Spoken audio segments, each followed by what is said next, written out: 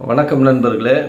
இந்த ஆன்மீகத்தோட முதல் அனுபவம்னு ஒன்று இருக்குது. நமக்கு ஒரு உணர்வு நிலை தெரியும். அப்பா நமக்கு ஒரு சக்தி இருக்கு அப்படின்னு புரிஞ்சுக்கிறப்ப தான் அது முதல் அனுபவமாக ஒரு அனுபவம் ஏற்பட்டுச்சு. அதை நான் சொல்கிறேன் உங்களுக்கு. எனக்கு முதல்ல நமக்கு வைப்ரேஷனில் ஒரு சக்தி இருக்கு அப்படின்னு நான் உணர்ந்த நேரம் அது.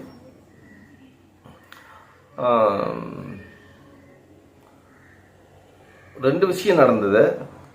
முதல்ல விஷயம் சொல்கிறேன் நான்.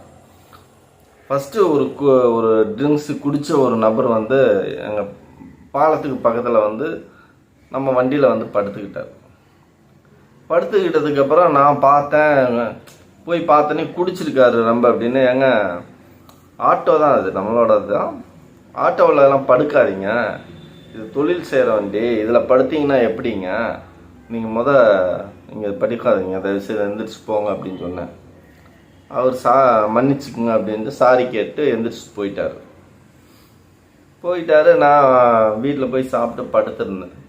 படுத்தோடனே எனக்கு திடீர்னு மனசுக்கு தோணுது, அவன் போகலை, மறுபடியும் வண்டியில் தான் படுத்துருக்கான் அப்படின்னு மனசுக்கு தோணுச்சு. சரின்னு சொல்லிட்டு எந்திரிச்சு போய் பார்க்குறேன். நான் பார்த்தா வண்டியில் படுத்துருக்காரு. நான் உடனே என்ன பண்ணேன், அவர் சத்தம் போட்டேன், முதல்ல எந்திரிச்சு போங்க அப்படின்னு. கொஞ்சம் தூங்கலாம், தப்பு கிடையாது, பக்கத்தில் திண்ணையில் தூங்கினா பரவாயில்ல, தொழில் செய்கிற வண்டி இல்லையா, அதில் படுக்கிறாருன்னு கொஞ்சம் அதிகமான சத்தத்தில் கொஞ்சம் கோபமாக சொன்னேன். சொன்னோடனே அவர் போகலை. அவர் போக மாட்டேன்ட்டார்.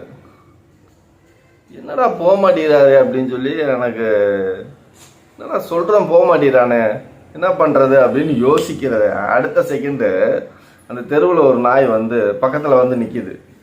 என்ன சொல்கிறான் அப்படிங்கிற மாதிரி பக்கத்தில் ஒரு மனுஷனை போலவே சப்போர்ட்டுக்கு நிற்கிதுங்க.